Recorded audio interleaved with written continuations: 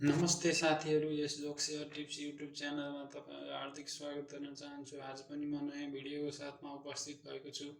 यस भिडियोलाई अन्तिमसम्म हेरी यस च्यानललाई लाइक, शेयर, सब्सक्राइब र नजिकै रहेको बेल आइकन दबाउन नभुल्नुहोला, ताकि नयाँ नयाँ भिडियो अपलोड गर्न साथ तपाईँलाई नोटिफिकेसन प्राप्त हुनेछ। आज म विश्वको भूगोल सम्बन्धी महत्त्वपूर्ण वस्तुगत बहुवैकल्पिक प्रश्न उत्तर लिएर आएको छु। यस भिडियोलाई अन्तिमसम्म हेरेर साथ दिनुहोला।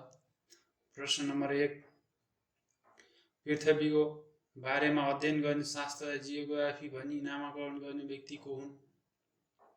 फर्डिनेन्ड Magellan, Eratosthenes, Charles Darwin, Charles Babbage. यो चाहिँ इराटोस्थेनिज रहेको छ। त्यसैगरी 2 मा भूगोलका पिता, फादर अफ जियोग्राफी भनेर कसरी चिनिन्छ? इराटोस्थेनिज रहेको छ यो पनि। त्यसैगरी प्रश्न नम्बर 3, मानव भूगोलका जनक भनेर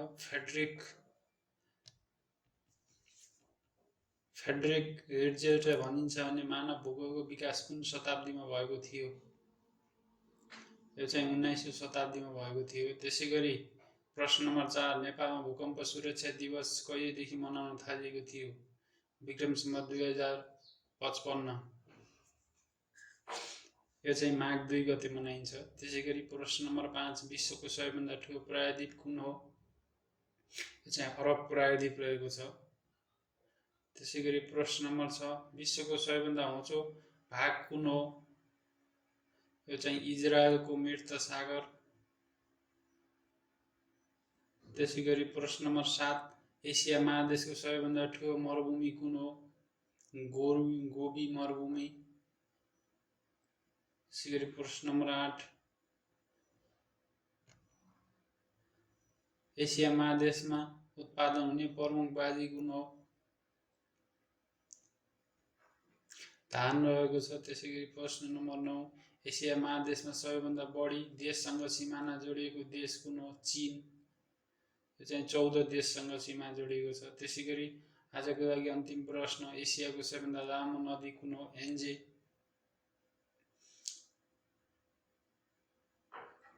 आजको लागि यति नै साथीहरू। यस्तै नयाँ नयाँ भिडियो हेर्नको लागि यस च्यानललाई सब्सक्राइब गर्नुहोला, नजिकै रहेको बेल आइकन दबाउन नभुल्नुहोला, ताकि नयाँ नयाँ भिडियो अपलोड गर्न साथ तपाईँलाई नोटिफिकेसन प्राप्त हुनेछ।